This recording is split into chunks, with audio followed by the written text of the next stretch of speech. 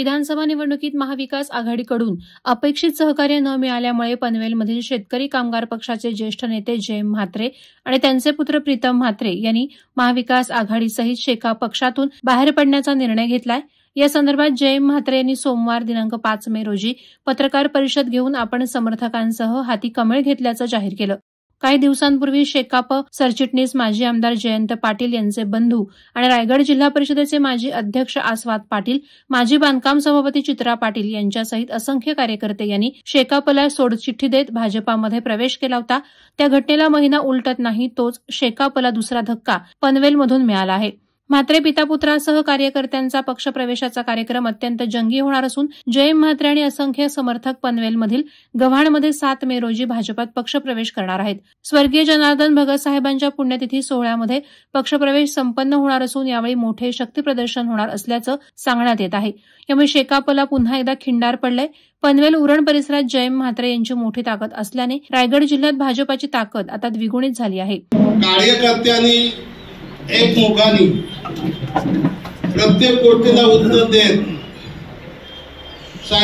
2-3 लोकांचा सुद्धा त्याच्यात आलं शेवटी कुठल्या पक्षात जायचं काय त्याच्यामध्ये त्यांचा सुद्धा मी प्रत्येकाचा किंवा आमच्या बाजूच्या कार्यकर्त्यांनी त्याचं समाधान केलं का आपण कुठं जायचं। पण जवळजवळ बहुसंख्य म्हणजे 99% लोकांच्या याच्यामध्ये आपण जायचा तर बीजेपी मध्ये जाऊया असा प्रत्येकाचा म्हणणं होत गेला आणि त्याप्रमाणे मी सुद्धा ते मान्य केलं का कार्यकर्त्यांचा फार महत्वाचा वाटा असतो। एकटा नेता पण कुठल्या याच्यात जाऊन चालत नसतो। त्या पद्धतीने त्यांनी सर्वांनी एकमुखाने चर्चेला पूर्ण विराम दिला आणि बीजेपी मध्ये आपण जाऊया।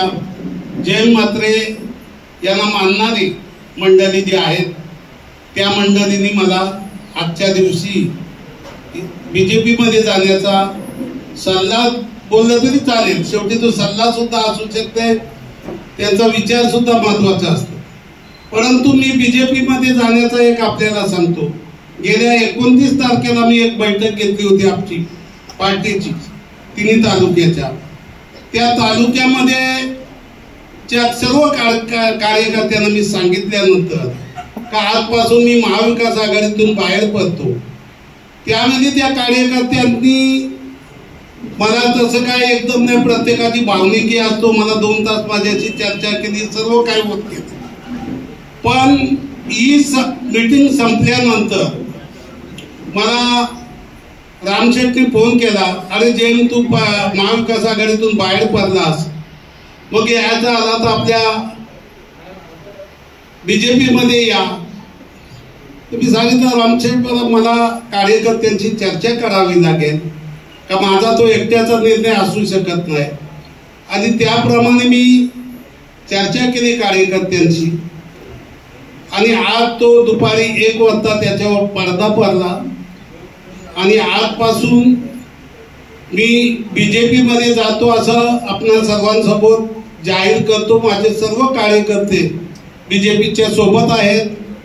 आता या अशा परिस्थितीत तो पक्ष प्रवेश कुठे करायचा ती जागा रामशेट्टी विचारलं मला, आपण हे कुठे घ्यायचा पक्ष प्रवेश, तर मी सांगितलं तुम्ही मला जी सांगाल ती जागा सांगाल ती तारीख, आणि त्या पद्धतीने त्यांनी सांगितलं 7 तारखेला भगत साहेबांची पुण्यतिथी आहे आणि ते माझ्याच गावातले आहेत, माझे तसे पुरुष म्हणजे भगत साहेब, तात्या, दिबा पाटील, विवेक पाटील असतील, ही सर्व नेते मंडळी पुरुष आहेत आणि एका आमच्या नेत्याच्या पुण्यतिथीच्या दिवशी पक्षप्रवेश करण्याचा म्हणजे पहिल्यांदाच दुसरा एक पक्ष शेका पक्ष सोडून पहिल्यांदाच बीजेपी मध्ये जात असताना आणि भगत साहेबांसारखा निष्ठावंत आणि चांगला काम करणारे आम्हाला जे धडे घडवले त्यांच्यासारख्या पुण्यतिथीच्या दिवशी माझा पक्षप्रवेश होतो, याच्यापेक्षा मोठा आणखी आनंद कुठला नाही। वरली बघा काम करेल त्याची वरली लागत असते, त्याच्यामध्ये वाटाघाटी करायचा प्रश्न येत नाही। जे काय असेल तिथं जाऊ, त्यांच्या प्रोटोकॉल प्रमाणे आम्हाला काम करावं लागेल. जसं आमचा प्रोटोकॉल होता शेका पक्षाचा, तशा पद्धतीने जे प्रोटोकॉल असेल बीजेपीचं त्याप्रमाणे आम्ही काम करणार, त्याप्रमाणे आम्हाला काम करावं लागेल. इथं निष्ठेने काम केलं, तिथं सुद्धा निष्ठेनेच काम करणार. बघा, अशा पद्धतीचा जो आहे ना, आज काही ठरलेला नाही. आणि फक्त जे काय आता पनवेल उरण मध्ये जी विकासाची हे चालले, आता इथले दोन्ही आमदार आहेत. लोकांच्या करता मला, कार्यकर्त्यांच्या करता मला पक्षातून पक्ष प्रवास करावा लागतो. नोकरीचा इतका मोठा आहे, आपण बोलतो गंगेचं पाणी चाललंय, कुठेतरी अडवायला पाहिजे.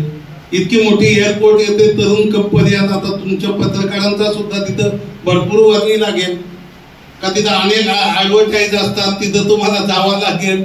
अशा ठिकाणी आपण गेलेला चांगला. आणि आमदारकी हा पुढच्या 4.5 वर्षाचा प्रश्न आहे. काम करेल तो निश्चित आमदारकी काय आणखी काय मिळालं ते मिळत असतो. वादळवारा लाईव्ह साठी न्यूज ब्युरो पनवेल.